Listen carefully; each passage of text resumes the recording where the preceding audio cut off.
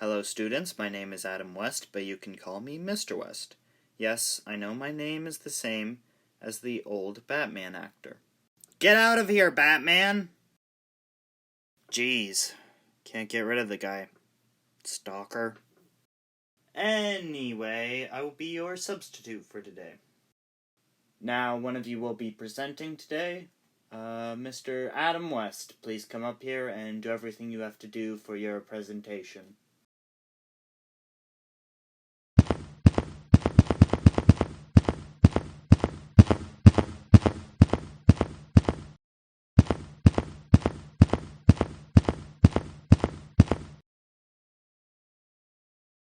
Hello, my name is Adam West, same as the old Batman actor. Although that guy's real name was something different, Adam West was just his stage name.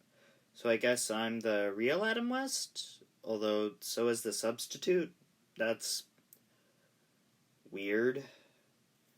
The IB learner profile that I feel as though I connect with the most is the communicator profile because I'm expressing myself in this assignment through both Lego and stop-motion animation. Anyway, I will be talking about the connections between Thomas C. Foster's book, How to Read Literature Like a Professor, published in 2003, specifically Chapter 24, and It's Rarely Just Illness, and my summer reading book by Octavia Butler, Kindred, published in 1979. A chapter of How to Read Literature Like a Professor that matched the first letter of my last name was Chapter 23 about heart disease in literature. However, that didn't really work well with the novel I read, so instead I used the next chapter, and It's Rarely Just Illness. Here's a short version of that chapter. Illness in literature has been used to symbolize what a character is going through or how something in their external environment is affecting them internally. It can also highlight how other characters react to illness or how the society is structured as a whole. Foster says that diseases in literature are often picturesque and mysterious in nature, although with recent advances in medicine this has become more difficult for authors. Kindred focuses on Dana, a black woman living in Los Angeles in 1976, the year of the U.S. bicentennial. She is married to a white man, Kevin. Somehow she time travels to early 1800s Maryland several times. In Kindred, multiple characters become sick, which can be interpreted as slavery in society infecting and corrupting people. Dana is forced to travel back into the past every time her white ancestor, Rufus, is close to death. However, Rufus is the son of a plantation owner in the antebellum South.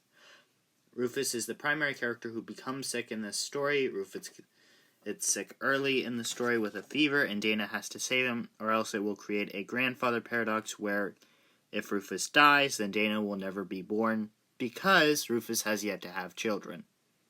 Rufus later gets sick again. When he is older, he was lying in a ditch and got a fever called ague. Dana is stumped due to the differences in modern medicine compared to the past, as the term ague has become obsolete. She uses aspirin multiple times to try to help heal people brought from the future, even though it has not been invented yet in Rufus's time.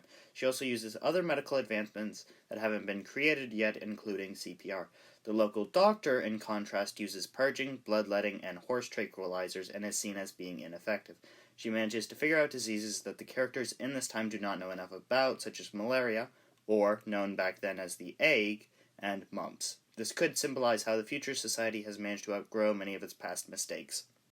As well, Foster, in his book, brings up how many illnesses have lost their mysteriousness due to modern medicine. However, Kindred takes this a step further by having modern medicine come to the past, where people did not know as much about diseases and cures and did not have the same technology available. Margaret Whalen, Rufus's mother, becomes sick during her time at the Whalen plantation. She tries to have more children, but ends up with 2 miscarriages.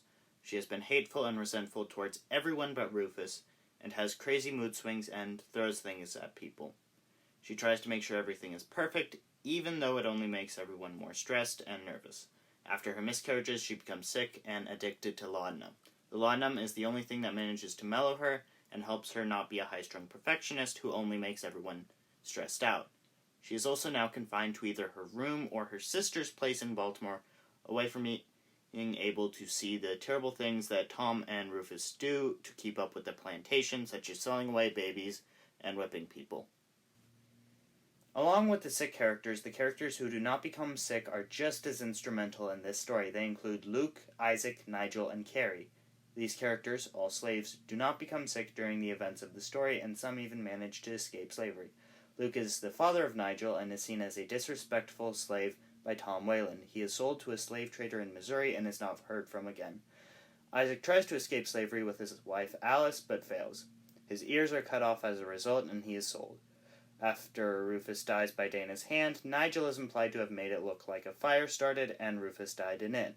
He and Carrie managed to escape future slavery, although it is unknown how, whether it was them writing passes, Rufus's unknown will, or something else. The characters who do not become sick either are sold to harsher conditions or escape the sickness of slavery. Sarah is another character who becomes sick, but she also attends to slaves whenever they get sick. Her children are taken away from her before the events of the book, and so is sick with grief throughout the entire thing. She has been indoctrinated into going along with slavery and tries to keep the status quo in the Whalen household. Rufus becomes sick once again after his lover, a free woman turned slave named Alice, kills herself. He is in mourning. He loved her, but when he sent their children over to his mom's house in Baltimore as punishment when she tried to run away, she snapped and hanged herself. Rufus is sick with grief for the death of Alice. He even later tries to commit suicide, but is talked out of it. Because of the sicknesses and ravages they inflict on black people through slavery, characters like Rufus and Margaret develop internal sicknesses. Sicknesses in Kindred are used to symbolize the mental and physical toll the antebellum South had on people. Foster mentions in How to Read Literature Like a Professor, chapter 24, and it's rarely just illness, how illnesses are used to symbolize characters' emotions and feelings and even entire society's problems. To quote Foster, it should have strong symbolic or metaphorical possibilities, and the diseases in Kindred do have a strong symbolic meaning in the context of the society of the antebellum South.